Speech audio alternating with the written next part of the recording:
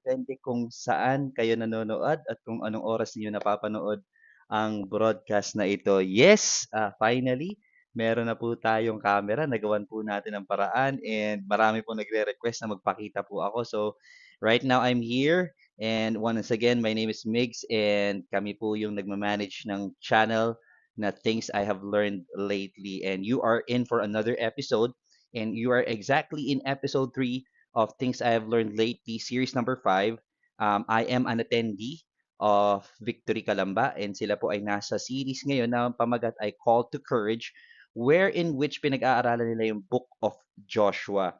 Baka iba sa inyo nagtataka bakit po walang episode number 2. Wala pong episode number 2 kasi medyo na busy po ako kaya po wala pong episode number 2. But just wanna share with you, just wanna let you know that today we are in episode number 3 and I hope yung iba kasi sa inyo nagre-request via PM kung pwede may video. I've been trying my best to research. Wala na po kasi akong time mag-edit and this is the only time that I have. So finally, I found a way to be able to put a face on into the video. So I would just want to share with you the heart of God through the message here today. So today, tayo po ay kasalukuyang nasa episode number 3 na kung saan tatalakayin natin ang Joshua chapter 8. And the question for today is what do you do or what do you do after you fail? Okay, have you experienced failure already? Na-experience mo bang pumalpak kayo? Na-experience nyo na bang nagkamali sa buhay? Na-experience nyo na bang nagkaroon ng bulilyaso? Well, the question is, what do we do after we fail? Do we still become courageous or do we become traumatized? I pray that this would encourage you because dito matututunan natin kung anong ginawa ni na Joshua na sa kabila ng kanilang fear and being paralyzed in their situation, they are still courageous. They still responded to the call of God to become courageous. And it would answer, that question would be answered through Joshua chapter 1, chapter 8, rather, verse 1. If you have your Bibles with you, please meet me there. Actually, we're going to discuss Joshua chapter 7 up to 8. Pero isang verse na lang para mabilis po tayo makapagbasa. Joshua chapter 8 verse 1, the Bible says this, Then the Lord said to Joshua, Do not be afraid or discouraged. Take all your fighting men and attack Ai or I. For I have given you the king of Ai or I, his people, his town, and his land. That is the word of the Lord. Thanks be to God. Father, in the name of Jesus Christ, thank you, thank you, thank you so much that in spite of our failures, you have called us to become courageous. Marami po sa amin na nanonood, nakikinig ng podcast na ito, ng video na ito. For sure, some of them are cooking or some of them are driving or some of them are watching this on their TV screen, have experienced failure once, at least once in their life. I'm sure, Lord God, there's nobody perfect who's walking on this earth. Only you are the perfect person who walked this earth, Jesus Christ. So thank you for teaching us to respond in a manner still worthy of your calling to become courageous. So, God, I pray that we will not just learn lessons today, we will not just get information, but have a transformation in our hearts. That is our prayer in the name of Jesus Christ. We pray. Amen. Amen.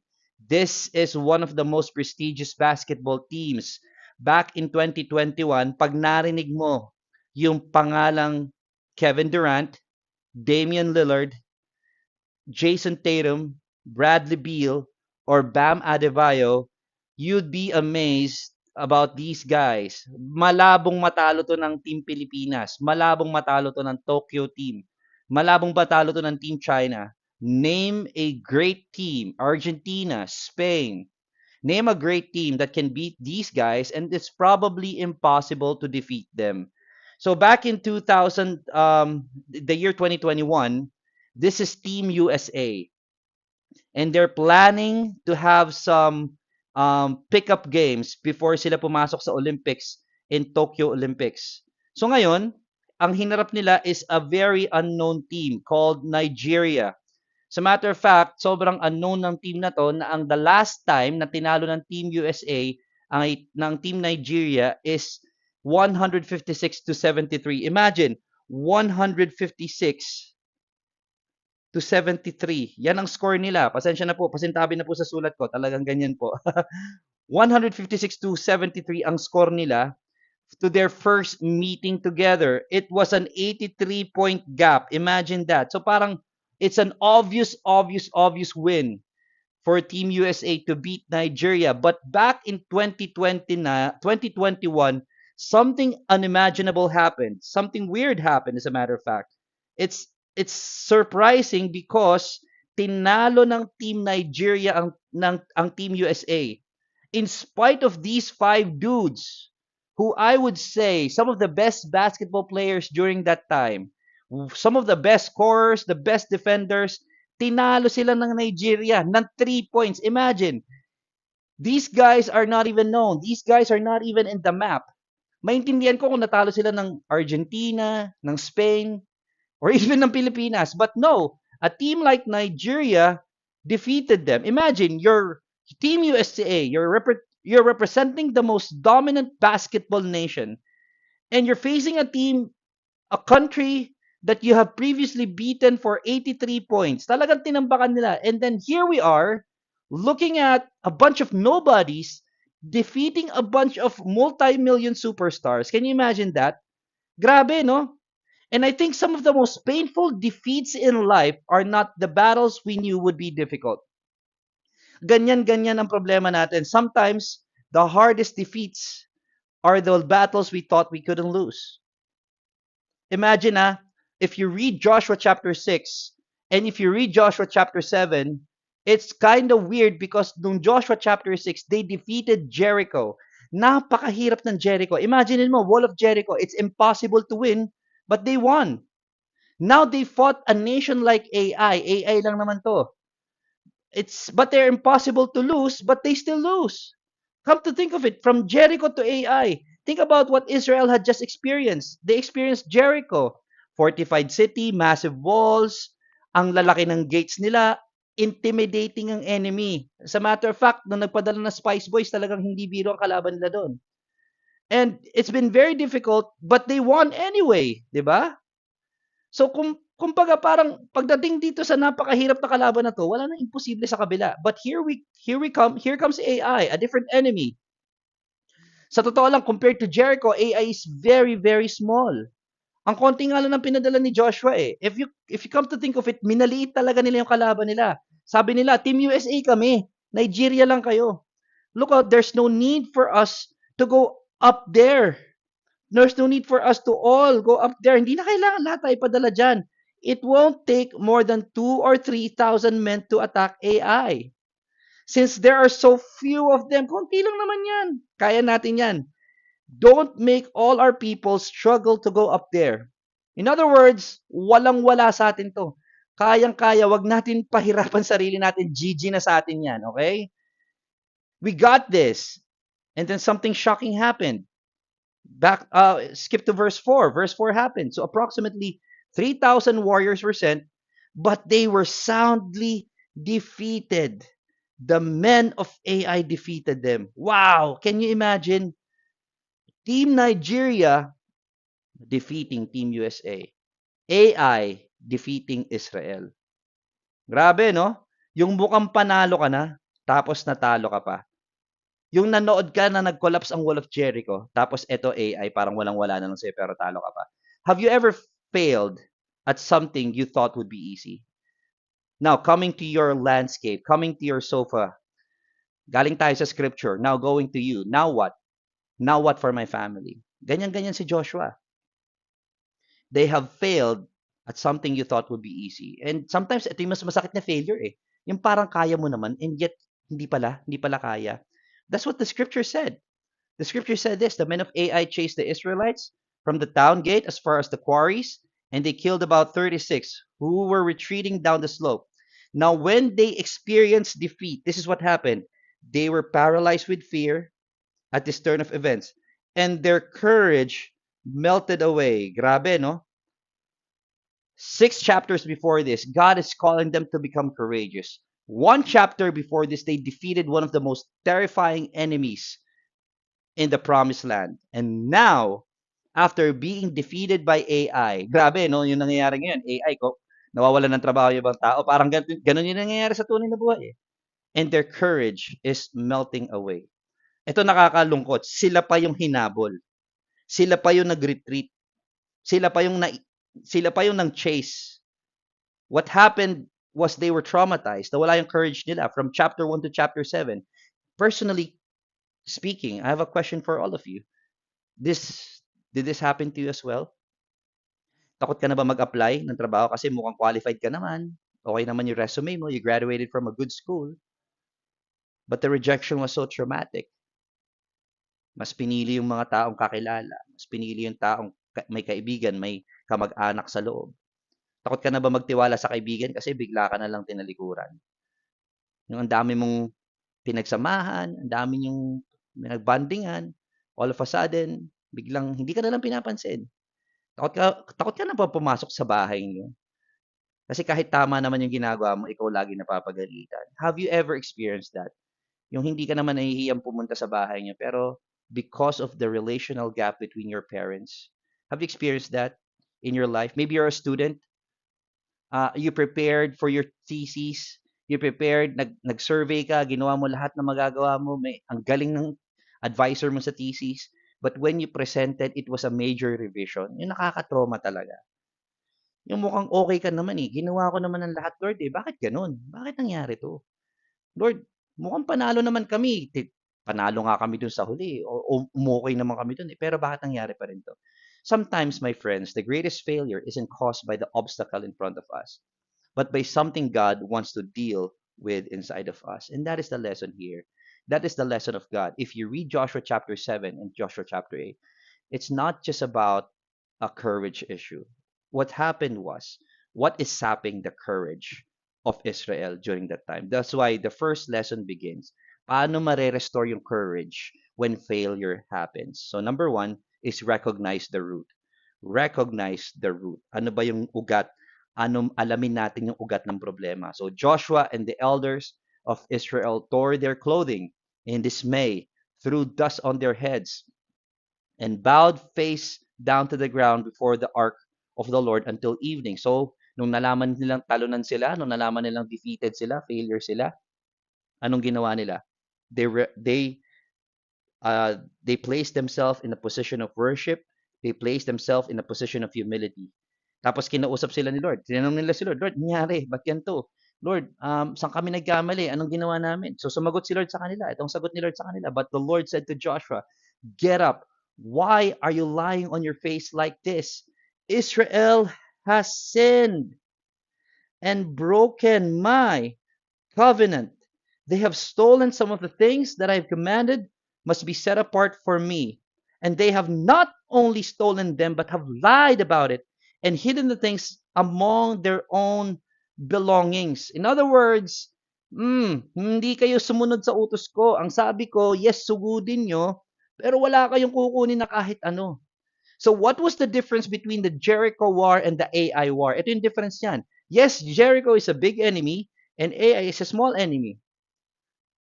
This one, they depended on God. This one, they had confidence on themselves. But this resulted in victory. This resulted in defeat. In other words, it's not a military issue. It's not a strategic issue. It's not even a power gap issue. The main difference why Jericho experienced, when they fought Jericho, they experienced victory. And when they fought AI, they experienced defeat. Is this in the middle? They depended on God, and eto, nagdepend sila sa sarili nila. Underneath everything of all those strategies was an even deeper problem. There was sin in the camp. Sinabi na niya, may nagkasala. Alam natin si Akan yun. Ang pangalan niya si Akan. Okay, pag binasa mo yung Joshua chapter 7, Israel's problem wasn't a military problem. It was a spiritual problem. Sometimes ganun tayo sa Panginoon eh. Lord, ba't kaya ako nagkamali? What made me fail? Sometimes ganito lang naman yan kasimple. While we're asking God to change what's happening around us, He may be working to change what's happening within us. Friends, maybe the reason why God allows some circumstances to happen in our lives is because there's something that God is working that's within us. That's something that our situation right now cannot actually change us. In other words, the things that is happening around us was not the issue, but rather that what's happening within us. Sometimes, pag nagkakamali tayo, our first instinct is often to find someone to blame. Ay, naku, kaya siguro nangyari sa akin to. Inalat ang buhay. Kamalas-malas, biglang umulan. Hindi kasi, wala kasing sumuporta sa akin eh. Walang kumampi sa akin eh. Minalas ako. Hindi, wala kasi sa perfect opportunity eh. Kung kailan naman dito pa nagka-problema. Baka nung time na yon, nung nag-apply ako, pagod ako. Kaya siguro kami nagkahiwalay ng asawa ko, lagi akong pagod, no? Ito kasing trabaho ko eh.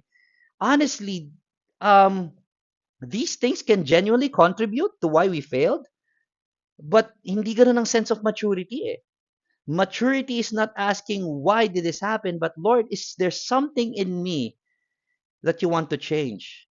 Si Joshua could have immediately recruited a bigger army. Pwede niya sabihin, alam mo, kuha na lang tayo ng mas malaking armas. Kuha na lang tayo ng mas, alam mo, kulang lang tayo sa sandata. Pwedeng sabihin ni Joshua yun eh. Pero hindi yun eh. He knelt down, he repented and talked to God, Lord, saan kami nagkamali? Anong maling ginawa namin? Anong kapalpakan ng ginawa namin? Instead of looking at the enemy, going back to the strategy, he went back to the general. He went back to God.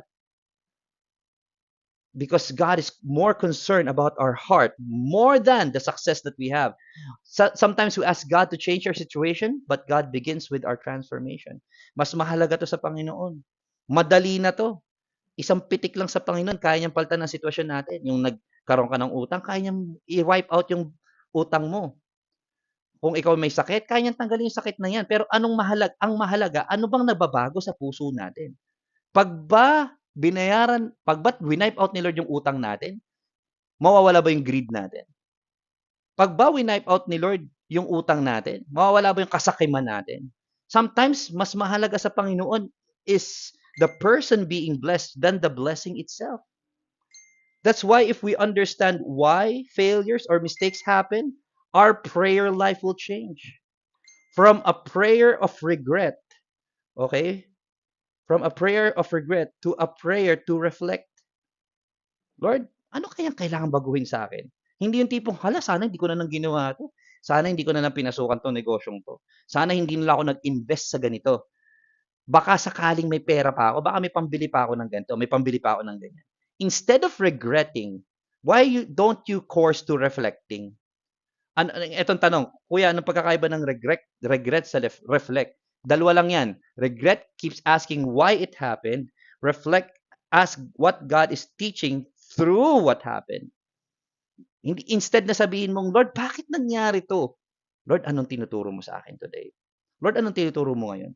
Ano kayong tinuturo ni Lord sa sitwasyon mo ngayon? Maybe God is revealing pride. Maybe God is revealing impatience. Maybe self-reliance. Maybe compromise. Maybe God is revealing an unhealthy pattern in our life. Imaginein mo, no? Kung hindi ka nag-fail, kung sa tingin natin nag-succeed ka dyan sa entrance exam na yan, what if may bit-bit kang pride? Di ba? Nakakalungkot, no? Baka masira lang kinabukasan natin. What if prinomote ka ni Lord pero may bit-bit kang unforgiveness? What if binigay ni Lord yung business pero meron kang ganid sa puso? It would probably be a massive failure. Maybe you simply need to greater wisdom. In other words, friends, if you're here today and you are experiencing some things in your life because it's a result of a failure or a disobedience from God, alam mo, it's time to let God search our heart. Lord, ano bang laman ng puso ko today? Ano bang tinuturo mo sa akin today? Mas concerned si Lord sa magiging trajectory ng future mo. Kung bit-bit mo kasi yan sa puso mo, delikado. Imagine, no? Yung pinagpe-pray mong asawa, maybe you're single, nagpe-pray ka ng asawa, binigyan ka ni Lord ng asawa, pero may bit-bit kang pride. Imaginein mo, hanggang kailan lang kaya yung marriage mo? 3 years? 5 years? At max 7 years? Pero why is it happening right now? Why is God revealing this in my heart right now? Maybe because He is preparing you so that when that success comes, you will say, Lord, thank you. Kasi this is the part of the preparation so that when the promised land comes, we will fully enjoy your promises over our lives. Number 2, this is step number 2 na ginawa nila. They responded with repentance. He responded with repentance. Bumaba siya, nag-kneel down siya. Tapos itong sinabi ng Panginoon sa kanya, get up, command the people to purify themselves in preparation for tomorrow. For this is what the Lord, the God of Israel, says, hidden among you, O Israel, are things set apart for the Lord. You will never defeat your enemies until you remove these things from among you. Hanggat hindi daw nagre-repent, hindi nagta-turn to God, nako, hindi tayo makakatanggap ng tagumpay. So ano ginawa ni Joshua? Pinunta niya si Akan. Si Akan yung nagnakaw ng lahat. Alam natin yon sa storya. My son, give glory to the Lord, the God of Israel, by telling the truth. Make your confession and tell me what you have done. Don't hide it from me. So ganun nga ang ginawa ni Akan. It is true, I have sinned against the Lord, the God of Israel. And sometimes ganito yan eh. Minsan manghingi tayo ng Lord, i-restore mo naman ako. But sometimes confrontation is part of restoration. We ask God for restoration, but sometimes His grace begins with confrontation. Minsan ayaw natin ng confrontation, gusto natin restoration agad. We want God to restore the relationship. We want God to restore the lost business without confronting our pride. We want God to restore the opportunity without addressing our character. We want God to restore our peace without dealing with our compromise. Hindi ganun mag-work si Lord. God doesn't expose something to destroy us. When God exposes something, He exposes it because He wants it removed from our life. Not to condemn us, but to reroute us back to Him. Ganun naman ang repentance, di ba? A new direction. Hindi para ipahiya tayo. Ine-expose ni Lord hindi para mapahiya tayo, kundi para i-build tayo. Ganun ang nangyayari. Grace doesn't excuse the fall. Pag nagkamali tayo, nagkamali tayo. When we fail, we fail. But grace is defined by restoring us, recalling us, and leading us back to God's call, which is to have courage once again. Yun ang gusto ni Lord. Remember Peter? 'Di ba? Sabi ni Jesus kay Peter, alam mo, i-deny mo naman ako 3 times eh. Hindi. Iiwanan ka ng ibang yan, pero ako hindi kita iiwanan. Ko. Hours later, ano nangyari? Peter denied Jesus 3 times. Sa totoo lang, GG na dapat si Peter noon. O, di ba? Pwede naman diinan ni Lord eh. O, di ba? Sabi ko sa'yo, tama ako eh. But instead of that, instead of leaving Peter hanging, Jesus restored him. Do you love me? Do you love me? Yes, Peter's failure was real. As a matter of fact, tandang-tanda mo yan. Kristiyano ka o hindi, tandang-tanda natin to. Peter's failure was real, but it wasn't his final call. Jesus Christ restored him. And as a matter of fact, in the book of Acts, he led all the way. He led all the apostles. He was the beginning. He was used to be the vessel to start the church in Acts. Imagine mo kung naging identity lang ni Peter is failure. Failure. Baka in the book of Acts, wala na. Di ba? Pero hindi eh. He restored Peter back. He restored Peter to his call because naniniwala siya, yes, you have failed, but I will restore you, I will recall you, and I will use you to lead back again. Repentance doesn't end your story. It turns your heart and redirects your steps back to God. Yun lang goal ng repentance. Bumalik tayo sa Panginoon. And some of us here today, God has been reaching out. God has been telling you, it's not the end, it's not final. So kung sabihin sa'yo, hindi pa katapusan ng buhay mo, nabuntis ka today, feeling mo, hindi ka na magkakaroon ng magandang future. Naku, hindi na ako makakatapos on time. Yes, hindi ka nga makakatapos on time. Magkakaroon nga ng delay. Pero hindi ibig sabihin yan, denied na yung future mo. Yes, sumablay ka sa business, sumablay ka sa investment, inutang mo pa naman yan sa nanay mo, baka isipin mo wala na magtiwala sa'yo. Yes, baka hindi na magtiwala uli sa'yo yung nanay mo, pero gagamit pa rin ng Panginoon ng paraan. Once our character is formed, man, the possibilities are always endless because there is always victory in Christ Jesus our Lord. That's why, as I end, rise with renewed faith. The goal is to rise with renewed faith. Bangon ulit, kaibigan. Bangon ulit. Pero mas magandang pananampalataya. Mas solid na pananampalataya. And here we go back to Joshua chapter 8 verse 1. Then the Lord said to Joshua, do not be afraid or be discouraged. Take all your fighting men and attack Ai, for I have given you the king of Ai, his people, his town, and his land. Wow, imagine. Imagine ha, taking you back to where you failed. Yung hindi ka pumasa sa trabahong yun, hindi ka natanggap sa trabahong yun. Tapos doon ka binapabalik ni Lord. Mag-apply ka ulit dyan. Bumagsak ka sa business na yan, bumalik ka dyan. Umalis ka sa church na yan, bumalik ka dyan. At galing ka sa trabaho niyan, hindi mo trip yung boss mo, bumalik ka diyan. Wow, grabe 'no, parang, "Lord, teka lang traumatic pa ako, eh. Teka lang Lord, may trauma pa, eh." No, this time it's different. This time, I have given them to you. Sa'yo na 'yan. I have given them to you. Ang laki ng pangako ng Panginoon 'no. Binigay ko sa'yo yung hari, yung mga tao, and yung mismong town. And by the way, puwede mo ng kunin lahat na nandiyan. Maybe takot ka na. Let me encourage you here today. Maybe you're here today, takot ka ng magmahal ulit. Maybe takot ka ng mag-exam ulit, mag-apply ulit. Try mo lang. This time, with a Christ-like character like never before. This time, with a repentant heart and a promise within. As I end, God's grace doesn't only forgive our past, it gives us courage to face the future again. Naniniwala po ako na hindi ka forever talunan sa buhay. Minsan po nagkakamali po talaga tayo bilang tao, but that doesn't give us an excuse to always make mistakes. Our mistakes has a purpose. Lord, what are you teaching me today? Ano yung tinuturo mong lesson sa akin today? Instead na magtuturo tayo, eto kasi, ganyan kasi, eto kasi yung nangyari eto kasi yung version eto kasi yung narinig nyo eh. Instead of proving ourselves, instead of looking our reputation, why don't we look at our heart and seek God, what are you teaching me today?